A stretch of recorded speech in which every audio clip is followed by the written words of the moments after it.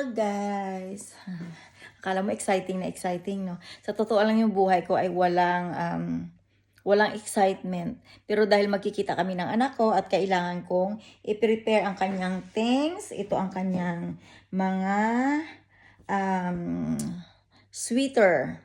Ayun. At ang towels. Kailangan kong dalhan ng bagong damit ang anak ko kasi last time na nag-meeting ako doon, alam mo kung ano, pinariringgan niya, kailangan pumunta sa kailangan pag pumasok sa school, kailangan ay ganito, kailangan ay maayos ang damit, nagbibihis, sa isip-isip ko lang, pucha.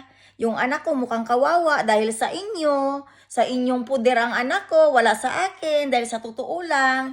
Yung anak ko mula bata yan, passionating yan. Lahat ng damit niyan bago. Once a month yan, mayroon niyang bago. Hindi lang once a month, twice a month. Depende sa binibili ko. Kung ano yung gusto kong ibili, binibili ko sa kanya. Pero yung hindi ko maintindihan, ginagawa niyong kawawa ang anak ko sa school. Dahil yan sa inyo, dahil sa inyo. Kaya thank you for watching. Thank you for watching. Para gawin kaming matching, magnanay. Sa totoo lang, gusto nyo talaga na ipamukha sa buong mundo na yung anak ko ay kawawang kawawa. Sa totoo lang guys, last year, I have a clothes for her. At ito yung mga natitirang gamit niya sa bahay na dapat ay nandito siya sa bahay. Si Abby yung tipong batang lumaki yan ng binibili ko kung anong kailangan niya. Lalo na teenager na siya, binibili ko ang mga bagay na abot na kaya kong ibigay sa anak ko. Pero alam mo kung ano yung nakakainis nung nag-meeting ako? Pinaparinggan-ringgan nila ang anak ko kasi yung jacket mukhang kawawa. Pero sa totoo lang guys, hindi ako ang kumakawawa sa anak ko. Kinakawawa nila ang anak ko mula umpisa. Hanggang ngayon guys, gusto pa rin nila na ang anak ko ay mukhang mamak. At nakita ko last time na yung pantalon niya may mancha. Sa totoo lang guys, hindi ako natutuwa eh. Kasi ako yung tipong taong malinis ako sa anak ko. Lumaki si Jeanine ng yung bahay man dahil sa isa na yung madamak yun, madumi. Nililinis ko ang bahay para sa kanya. Yes, ayoko na madumi sa bahay. Mas lalong ayaw ko na yung anak ko nangangamoy. Mas lalong ayaw ko makita ang anak ko na walang damit na maisuot. Pero alam mo guys, kung anong ginagawa nila? Pinipilit nilang ipahiya ang anak ko sa school. Pasimple lang. Pasimpleng ipik lang. Alam mo nung nag-meeting, na yung anak ko parang alam mo ramdam niya na mukha siyang kawawa. Nag-smile ako sa kanya. Smile anak, smile. Don't put yourself down. Kasi feeling niya down na down siya. Ayun ang ramdam ko sa kanya. Pero sa totoo lang guys, ayoko nang ginaganyan ng anak ko. Minamaltrato nila in different way. Ibang klase silang tumira sa anak ko. Pasimple nice, pasimple attack to. Bagay na inaatake nila ang anak ko in front of my face para ipamukha sa akin na isa akong nanay na walang kwenta. Pero sa totoo lang guys, kapag nakita nyo ang anak ko nung bata, napaka-passionating na bata yan. Lahat ng gusto niyan, mula sa laruan, nakukuha niya. Wala siyang hiniling sa akin na hindi ko binigay. Basta't mayroon akong sahod. Pero ngayon guys, alam mo kahit na yung sahod ko 900, 900 crowns or 1,000, 1,2 lang 1,200 crowns. Nabibili ko pa rin ang damit na kailangan ng anak ko sa abot ng makakaya ko. Pero yung ginagawa nila, hindi yan sila natutuwa kapag nagdadala ako ng ganito. Alam mo yung papaatake nila sa akin, dyan sa ano ko. Huwag kang magdala doon kasi ayoko na yung bahay namin puno ng gamit ni ganito, ni ganyan. Hindi niya pamamahay yan. Tama, hindi pamamahay ng anak ko yung bahay nyo. Pero sa totoo lang, kapag ang anak ko ang tinanong nyo, she want to go with me. She want to go home. Birthday ko nga, hindi nyo nga pinagbigyan eh. Samantalang pwede nyo palang bitbitin ang anak ko doon sa side ni Mons kapag may occasion. Di ba napaka-unfair nyo para sa akin? Napaka-unfair nyo, totoo lang. Yung tao na yan, hindi yan nag-alaga sa anak ko ng maayos. Tamang nagda-drive-drive lang yan para ihatid ang anak ko. Maliban na lang sa may trabaho ako, yes. Kailangan kong iwanan ang anak ko sa puder niya dahil wala naman talaga akong choice. Pero kung may choice ako, mayroon akong pamilya, hindi ko iiwanan ang anak ko sa kanya. Bakit? Dahil wala akong tiwala. Yes, dahil hindi ko alam kung kaya niyang alagaan ang anak ko. Kaya yung anak ko down yan kapag walang nanay. Pero yung mga tao dito namamatayan kapag may nanay si Jeanine. Bakit? Dahil worse nga ang utak nila, guys. Worse. Ayun, guys. Worse. Diba? Tapos sabi nila, oh, bakit hindi ka mukhang stress? Humihingi ka ng tulong sa Pilipinas, bakit hindi ka mukhang stress? Kasi gusto nilang makita, guys, na dugyot na dugyot ako, yung taong grasa, yung nandidikit-dikit ang buho, kaya pinapatay nila ang heater dyan sa CR para alam mo, hindi ako makaligo. Pero alam mo, nakaligo ako 2 times. Gamit ko yung batya na mainit na tubig dahil nag-init ako dyan sa oven. Diba? Kaya nilalak ko yan, no, para hindi nila mapasok kasi baka mamaya i-close nila tapos hindi ko mabuksan. Marami silang moodos na ginagawa dito sa bahay para magmukha akong kawawa. Pero sa totoo lang, guys, yung anak ko, Diyos ko, nakita nyo naman siguro kung, yung mga picture na nandyan, mga picture niya noon, hindi ko pinabayaan yan. Hindi ko na pinabayaan yan. Napalo ko lang yan last year. Bakit? Dahil sumasagot-sagot. Tapos yung cabinet niya, binabagsak niya yung lagayan ng damit niya. Binabagsak niya. Alam niyo kung bakit? Stress na siya kasi binubuli siya sa school. Nabully siya sa school, guys. Yes. Mula bata, sinasabuyan siya ng sa mata. Buhangin. O, diba? Naranasan niya ng anak ko. Umuwi yan dito ng na may sa mata. Buhangin sa mata. Umiiyak dahil masakit ang mata niya. Tapos sasabihin nila, humihingi ka ng tulong, Rogelia. Bakit hindi ka mukhang stress? Bakit ka naka-makeup? Naka-lipstick lang ako. Maayos talaga ako sa sarili ko dahil hindi ako baliw. Gaya ng gusto nyong pagsigawan sa buong mundo. May baliw ba na kailangan yung gawing lagyan nyo ng kamera dito para ipaputa sa internet nyo? Mayroon? Ginagawa nyo sa akin yan. Pero dahil wala akong idea kung saan nyo nilalagay ang kamera, natuklasan ko yung ilaw na yung nakakunikta yan sa mga mata nyong bukaw. Bukaw, karaspaw yung mga mata nyong bastos.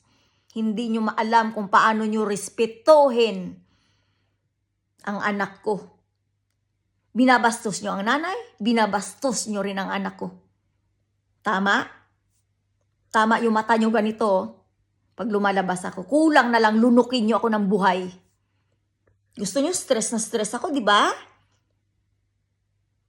Kung sa Pilipinas ako, may future ako dito sa country nyo, wala akong future. Bakit? Kinukontrol nyo ako. Sabi nyo, pag pumunta ako sa Byugma, papatayin nyo ako.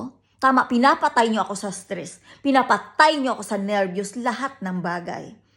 Para kapag namatay ako sa country nyo, tuwang-tuwa kayo. Pero guys, ipasoko nyo ako, ha? Ipasoko nyo ako at ipalaitis nyo ang doktor na nagsimulang magbigay sa akin ng stress medicine na si Eunice Winter. Yes. Dahil siya ang punot dulo na nagbigay sa akin ng stress medicine. At gusto ko, bago nila ako patayin at mamatay sa country nila, lahat ng Pilipino nakakaalam ng baho nila. Katotohanan, guys, na baho na umaalingasaw na pilit nilang tinatago. Tama, guys, walang sikreto na hindi nabubunyag. Diba? Ang matinong taong kagaya ko, pinipilit nilang biktimahin. Pinipilit ko ding manahimik, yes, sa abot ng makakaya ko.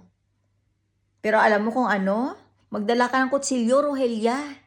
Mag-iskandalo ka sa labas, Rogelia. Saksakin mo sila, Rogelia. Diba? Para may rason sila kung paano kanila patayin sa country nila.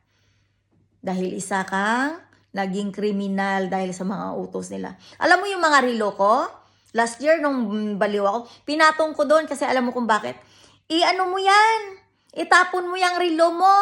Yung kwintas mo, itapon mo rin. Kasi Nakakabit yan ang kamera, kaya ka na-abuse dahil sa'yo. Pero sa totoo lang guys, gumawa sila ng bagay para kahit saan ako pumunta, nasusundan nila. Ikaw, ito tong tenga na to guys, may camera yan. May camera yan, magtataka kayo, di ba? Namumonitor nila ako. At alam ng buong Pilipinas kung sino ako. Yes. Saan ka? Di ba? Iniwanan ko minsan ang phone ko. Naglakad ako dahil pinalakad ako, kakaingay nila. Maglakad ka, huwag kang magdala ng pagkain. Dahil ang kakainin mo ay sperm cell ng tao. Bawat dadaanan mo, iiyutin ka. Naglakad ako guys, malayong-malayo. Nung natauhan ako, kinabukasan, hapon na, bumalik ako pabalik ng Grino, nakikita ko yung mga itsura nila galit na galit. Ayaw nilang bumalik ako ng Grino dahil alam nilang may bahay ako. Gusto nilang maging palaboy ako sa malamig na countering Denmark, mayroon sila. Diba ganun ka-worst guys ang naranasan ko sa countering ito. Pero pinipilit kong mag-calm down. Calm down, Rogelia. Don't make yourself mad. Because they are the type of person that in front of your face or in front of your daughter, they are nice but silently they attack you. They attack her to that she don't have right to say something. Ngayon na malaki na siya guys, nag-iingat yan sila. Alam niyo kung bakit? Dahil matalino ang anak ko.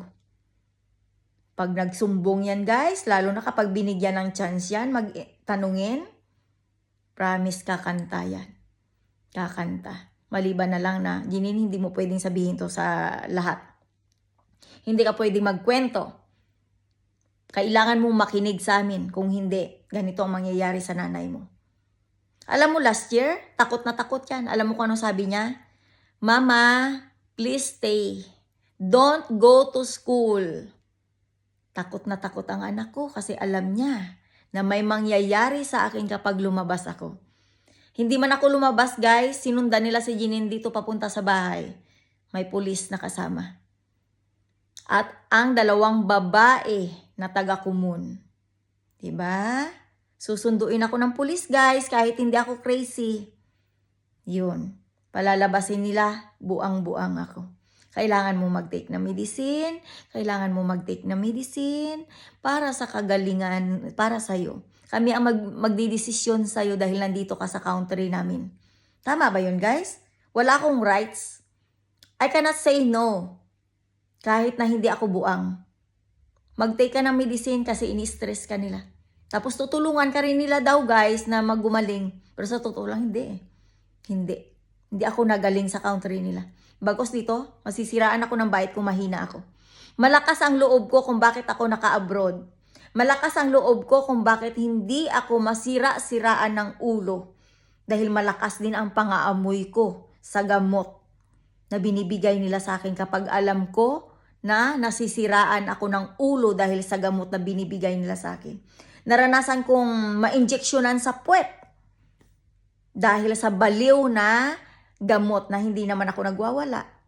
Hindi ako nagwawala guys. Sa labas, no, never. Sabi nila, ginamitan ko sila ng dirty fingers para dirty fingerin ng sign ng FU. That's not true. Bagkus guys, ginaganyan nila ako sa labas. May dura pang ganito.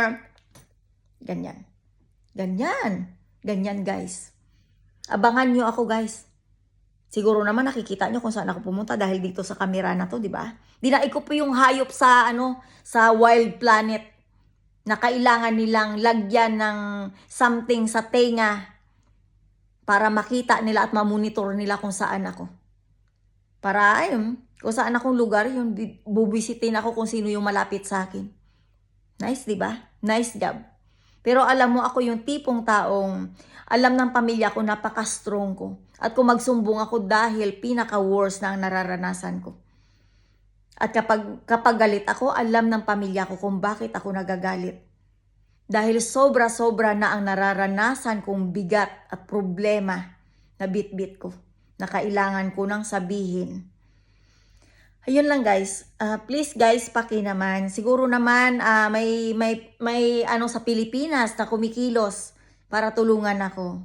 Sana makita nyo ako na humihingi ako ng tulong. Kasi kapag umasa ako dito guys, pipit, bingi at bulag ang tao sa paligid ko. Hindi ako nakikitang humihingi ako ng tulong. Yan ang totoo. At kung mayroon man, tinatakot nilang tanggalan ng trabaho. Kaya mawawalan sila ng trabaho kapag nangialam sila sa buhay ko. Ang kailangan ko guys ay back up from Philippines. Yun guys. Thank you guys. Salamat. Bye-bye.